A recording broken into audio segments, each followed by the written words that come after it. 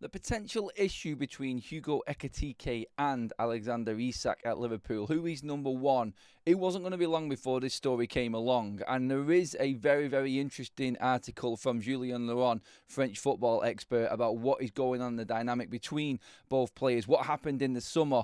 I think right now, just to break this down, there is obviously the element of this where you look at a squad depth. Liverpool challenging on all fronts. They need strikers. They need fighting for positions in every single area of the pitch. That's just normal when you're playing at the top level football here. But the story that Laurent has put out is what we were all talking about with Alexander Isak when that story was there in the summer. When he went AWOL, when he went out, didn't go on tour with Newcastle. They were rebuffed by Newcastle. And then in came the HUGO Ekitike story on top of that. All of that broken down in this article. We're going to go through that in a minute as well. Yes, there is always competition for places. Yes, there should be. But Ekitike not getting in now because Isak is there is a problem. The only way, and this is how I see it from the outside, the only way this is actually going under the radar or not being spoken about at the moment is because Liverpool are 100%. And everyone at Liverpool is happy because they're winning. You cannot argue when the team is winning. What happens when it all falls down? What happens when Ekitike hasn't played for 4 games and Liverpool might not have won every single one of them games like they have so far this season? This was always going to be the problem. Now, Laurent in this article, in this piece, makes it very, very clear, and this is really interesting, that HUGO Ekitike went to Liverpool because he thought, HUGO Ekitike went to Liverpool because he thought the deal to take him to Newcastle was off the table. Now, this was reported, according to French reports, as the reason why he went. This was the reason that he went to Liverpool, because the move for him to Newcastle was off. It was put out there as he always wanted Liverpool. That was his number one choice. But we all know that official bid went in from Newcastle for Ekitike. And he thought it was because he was going to be replacing Isak there for the Geordies. So that didn't happen. And then in come Liverpool. And like we said at the time, when we was talking about it, it was a crazy summer for Liverpool. And they smashed everybody out the park when it came to the transfer market. But we said at the time, didn't we? It was like Ekitike, £80 million. Can you leave an £80 million player on the bench because he plays one number 9 on his slot? And if Isak came in, what was you going to do? Who was going to drop away? Because Ekitike started off the season well. He was playing well. He scored 2 in his first 2 games. He got an assist. Everything was good. And then as soon as Isak comes in and is fit and available, Ekitike is on the bench. They knew all along, Laurent was saying, that when everybody's fit, Ekitike would be sat on the bench behind Alexander Isak. And this now is a problem for Liverpool, only when I feel, and don't get me wrong, I want to make this very clear right now, Liverpool are winning, they're not bothered. And you know what? There is a part of this that's inflation, prices, transfers. Everyone costs more and more money, and you're always going to have big players sat on the bench.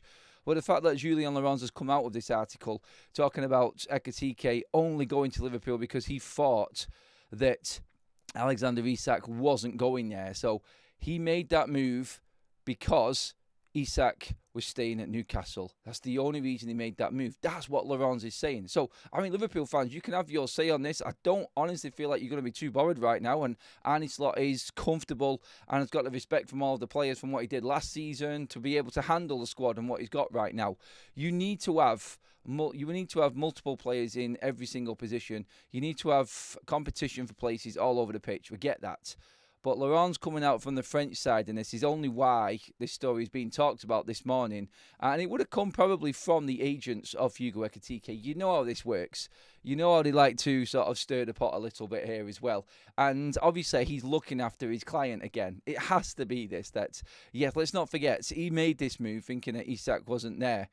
And now we're looking at this. He's going to fight against Isak for his place, and that's all good and well. But we originally made this move because he's a number 1 striker, because he wanted to be that number 9 at Liverpool and be the only number 9 at Liverpool, because another big name coming in. I mean, look at it from Ekitike's point of view here. Like, yes, you're going to say, I'm fighting for my place. I'm only wanting to go to Liverpool. I want to challenge for trophies. He was going to another Champions League club in Newcastle. He would have been playing every single week and would have been competing there as well.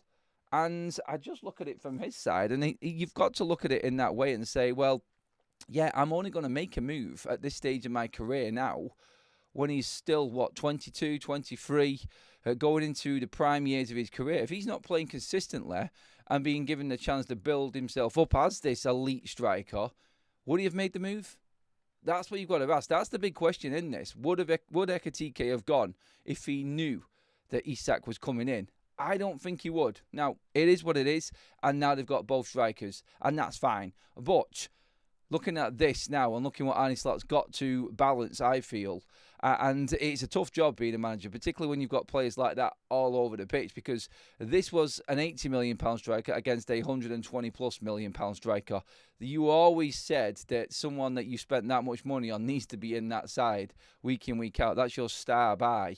But for him to be sat on the bench, it kind of makes you feel like Liverpool just wanted to take the advantage away from some of their rivals in the transfer market. That's how it looks. Look, you could talk about it being sour grapes. Obviously, Liverpool aren't my team. I said all along, though, and it was very clear, Liverpool have blown the opposition away. And I said in them videos in the summer that there is an element of this where Liverpool really don't care what the price is. They can afford it and their opponents can't. So they're just going to do it. And then we'll deal with that when we get into the season, i.e. who is going to play, how you keep all of the players happy. This was a power play from Liverpool. So the stories about Ekitike potentially not being happy, I think he is. I think he's all right at the moment. I'm not saying that he's not happy at Liverpool. I think that they will figure it out throughout the season. But I just saying, and the point of this is, and what Laurent is saying here is that Liverpool would not have had Ekitike in their side because he would not have come if Isak came in first.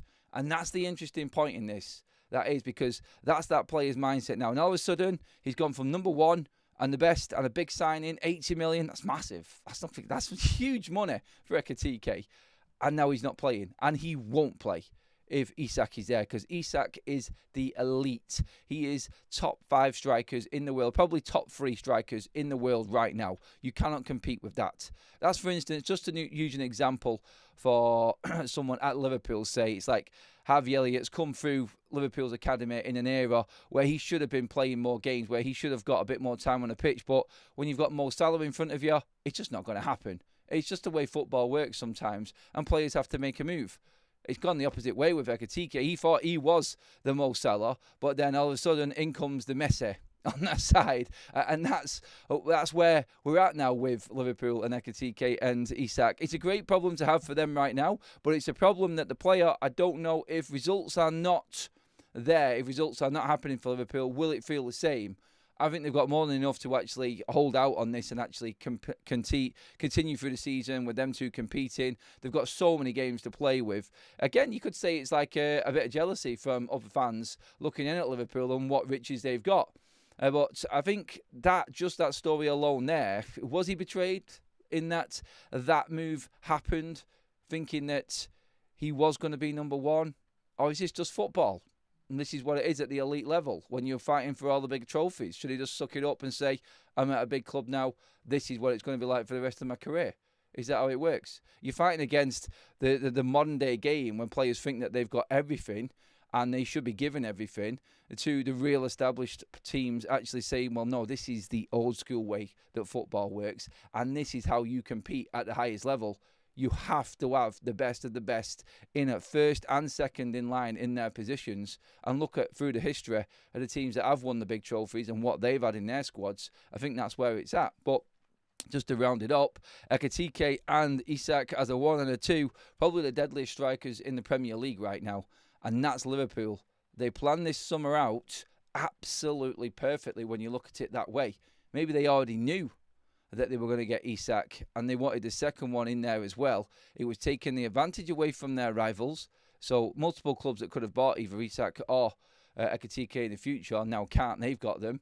And let's look at it that way. You got a 25 and a 23-year-old. You're done now for the next 5 to 7 years. Top strikers in your team. It's brilliant transfer work for Liverpool, really, when you look at it, isn't it? Give me your thoughts on this one, just overall, around Ekitike. Would you have made the move if you known that someone was better actually coming in after you? If you knew that was happening, would you have still made the move?